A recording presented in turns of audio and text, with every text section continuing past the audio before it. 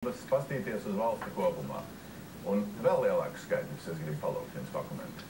Šī ir valsts pamatbudžeta, ne sociāls. Pamatbudžeta, pamatfunkcija, jā, nevis Eiropas fonda. Izdevumi subsīdijām un dotācijām vispār.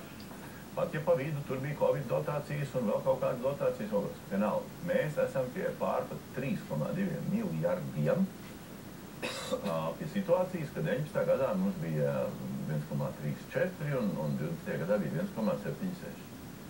Un es atgriežos pie tā. Sabiedrības integrācijas fonds no tā pievienotā pamatfunkcija izdevuma daļas sastāda 0,24, mēs šodien vienkārši izdarījām, 0,24%. Mēs te cepamies un vāranamies visu šitās dienas pēdējās. Jūs arī. Mēs cepamies par 0,24%.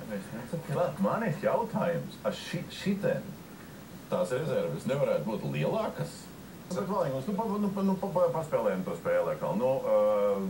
Šis gads, 3 jardi valstī, dotācijas komersantiem, biedrībām, nodibinājumiem ekonomikas ministrijā. Cik ir? Es šobrīd nezināt. Es atbildēšu 124 miljoni. Jā. Nepiedošanās, 116. 19. gadā 26. Pareizi pateicu. 24 izaugus 106 pa vidu bija atbalsta Covid laika. Tie aizliec uz augšu. Bet vienalga, goršums pa šito kur kliekšana. No mūsu puses. No jūsu puses?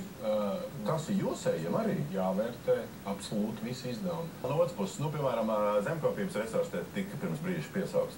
Vālīgums, ZZS atbildība, jā. Subsīdijas lauksaimniecības ražotājiem. Tāpat ir rotaļ 19. gads, 8 miljoni komerciāli. Protams, atbalsta lauksaimnieks. Tagad 42,6. Un atbalstīsim 6 miljonus klāt, iedosim, atbalstīsim. Un tas nekas, ka parāds liels, un tas nekas, ka jāsamazina izdevumi. Un ir lauksaimniekiem bijuši vairāk ļoti grūti gadi, kāpēc arī tā finansējuma tādos apjomos tiek piešķirta. Bet jūs domājat, ka visiem pārējiem valstī ir viegli, tikai lauksaimniekiem ir 4 slikta gada laika un slikta valdība? Bet tā ir ļoti būtiska Latvijas tautsājumniecības sastāvdaļa. Tā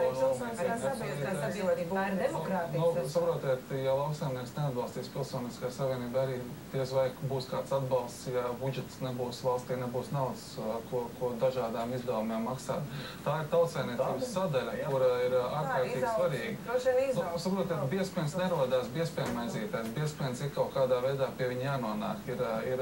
Ir jāaudzē govis, ir jākop zeme un šādi mēs apzināmies, ka mums ir jāatrod līdzekļi, lai novirzītu tā valdības izvirzītajām prioritātēm. Mēs sakam visas tās pareizās lietas no politiķu puses, mums vajag mazināt izdevumus, tā vietā ir 804 miljonu palielinājums budžeta izdevumiem. Mēs sakam, vajag mazināt birokrātiju, šajā gadā birokrātija ir palielinājusies.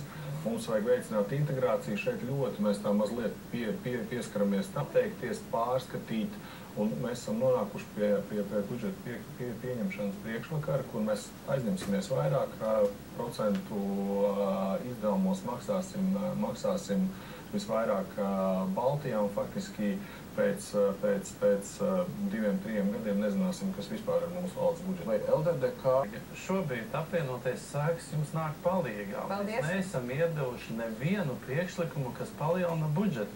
Jūs 193 miljonu ekonomija. Un es ceru, ka uz otro lasījumu komisijā budžeta jūs nevis nospiedīsiet podziņas pret, bet paskaidrosiet, kāpēc jūs negribat apstādināt partiju finansējumu, iesaldēt, kāpēc jūs negribat, piemēram, parlamentāro sekretāru algu pielīdzināt kaut vai deputātiem, nevis pielīdzināt ministriem. Kāpēc jūs, piemēram, nerunājat par valsts kapitāla sabiedrību padomju vai likvidēšanu vai reorganizāciju? Kāpēc jūs nerunājat par iepirkumu samazināšanu? Jūs tos ciparus rādījāt. Būtu forši redzēt, ka iepirkumiem visā administrācijā ir 1,3 miljoni. Un tās ir mēbeles, datori, pasākumi, reprezentācijas izdevumi, PR pasākumi. Kāpēc jūs par šiem priekšlikumiem nerunājat?